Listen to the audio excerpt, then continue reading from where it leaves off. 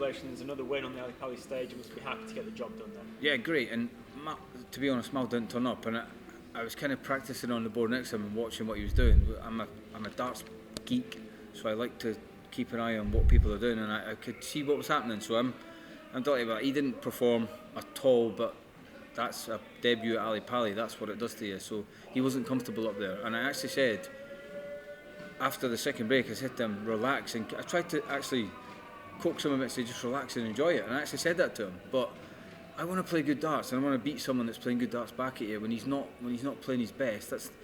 It's a kind of hollow win, but I'll take it.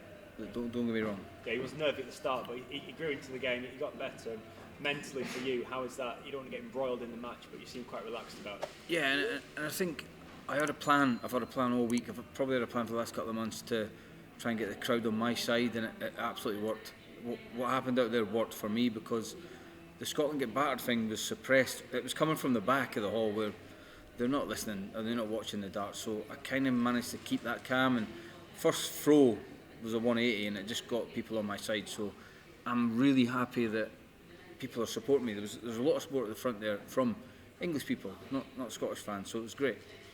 Daryl Gurney up next. He's not in the best form he's ever been in, so you must really fancy your chances against him. Where's he from? I've never. Daryl Gurney. Yeah. Nah, he's a very good player. He's a major winner, and he's a Premier League player. So I know what you're saying about form, but that's not got a bearing on that stage. Daryl could turn up and be amazing. So I need to be better tomorrow. I definitely need to be better. Well done today, Alan. Thank you. Alan, congratulations. Did you get a warm feeling coming up Muswell Hill this morning after what happened last year? I did. It's actually, I was talking when we were driving up, I was like, I'm not that excited yet, which is good because you're just relaxed about things. And then as I got closer to the venue, I was like, yeah, now we're here, now it's time to go. But it's a different feeling this year. There's more people here. It feels more relaxed from COVID from last year. So yeah, it was nice coming up the hill and being here for the first time again this year. The run you had last year, is there a bigger weight of expectation on your shoulders to repeat that and go one better? Yeah, I feel it from home. I feel it from Scotland and all the press stuff I've been doing and all the social media stuff, and I feel it. I feel people think I can do the same again, and Ali Pali's a big beast, and I think people maybe expect you to do the same again, but I'll go out tomorrow and try and beat Daryl, and then you're fighting for the same again. So I'm a strong character, so I'll try my hardest. The run you had at the Grand Slam, how much confidence did you take from that heading in towards Ali Pali, because TV form is so important? Yeah, that's probably one of the biggest things I've played in the Grand Slam because of the TV. The group stages were great, and you had more TV exposure, more TV stage time, and I think the more you play in them kind of things, the more that you'll be a better stage player.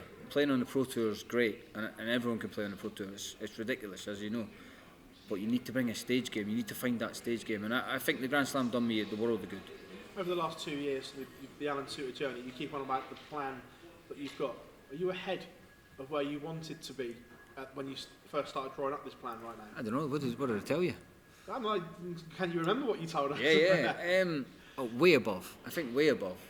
Keep it. The initial thing was keeping the tour card, and then you think, wait a minute, you're close to the top 32 now. You could maybe get inside the elite of world darts, and I'm still a part-time dart player. Come on, I'll tell you this every single time. If I practice as much as these guys, I'm better than most of these guys.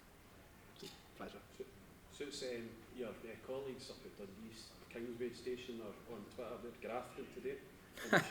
Grafting? But I believe that you've made a nice gesture towards them. Can you tell us about that?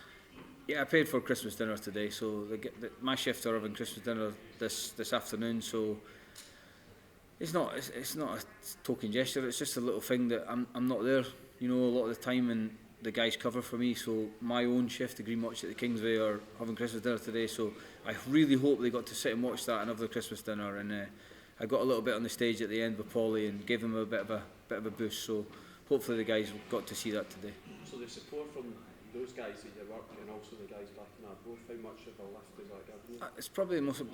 They're my work colleagues. I'm not like most of the top 32. I've got a job, so they're my mates. They're my best mates, my work colleagues, my buddies that I do golf and whatever else with. So if they're involved in this journey, then I absolutely love that. Alan, we know obviously about everything that goes on with your work. What is your kind of schedule for the next? I'm here tomorrow, Yeah. so I can play tomorrow. That's great. And the Fire Brigade actually gave me 4 days off, which is unheralded really for a sporting event, because they don't normally do that. But I think they get good media coverage and good press coverage. So I've got 4 days off. Regardless of the Daryl result, I'm going home on Monday, and I'll be back at work on the 23rd. I'm working 23rd, 24th, 25th, 26th. That's my job. Yeah.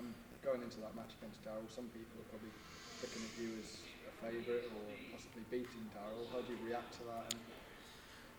Do you know what? Don't write people off. Don't take guys from the top 32 and say they're not good enough to beat a guy from outside the top 32. I know I've had a good run recently, but Daryl's a class player and he's actually a really good guy as well. So there's a friendship thing there. I think he's a great guy, great player. So I'm going to go home tonight and have a bit of a practice and sort of tighten up maybe my scoring. My scoring was terrible there. I just couldn't find the treble 20. So I need to do that tomorrow against Daryl, because you know what he's like on 180s, and if he's left on 32, I'm beat. So I need to be better tomorrow against Daryl. You're used to the cold up in Arbroath. What's it like down here in London? By the way, honestly, it is very cold, and I know I watched Keane's game last night, and I could see what he was mouthing, and I brought a t-shirt to wear underneath and thought, I'll be all right. And it is cold. It's cold outside. It's not the venue's problem. It's actually freezing in the UK. So it's just something that as a dart player, cold fingers are not a good scenario. So I think tomorrow we'll maybe have some mission hand warmers and get myself back in the game. So is it important for you to be the underdog in your mind? Is it to remain that person? I don't know. I play it down all the time, as you know. I always say I'm doing this as a hobby, and I'm a part-time dart player. So I probably make myself an underdog, but I know I can beat these guys, and I know I can beat Daryl, but I need to be at my best to beat Daryl. You know, I've beat him on the Pro Tour, but I was probably playing really good then in Milton Keynes, but now it's different, and I don't even know the averages from that game, but it wouldn't have been good. So I need to be a lot better against Daryl tomorrow. I do like being under the radar, and I think people appreciate the sort of underdog route, and they call it a dark horse, and they've got their bets on, and their sort of fantasy league teams and that. So I'm quite happy to be in that and get some people points. The reason I ask you that, it's unusual for you to say on television that you can win this tournament. You stand by that? Yeah. Would you say that about any of the guys who are here though, or any of the contestants who are here? I don't think you can say it about any of the contestants. There's 96 players. Well, not now, but there was 96 players at the start of the tournament. There's not 96 players that can win this, but I think if you're in the top 40 in the Pro Tour, top 40 in the world, I think you can win this. You know, all you need to do is look at guys that have won Pro Tour events. They've beat the best players in the world to win that Pro Tour. So Keegan Brown, Josh Rock, there's guys that you don't automatically think of as the best players in the world, but they've won Pro Tours.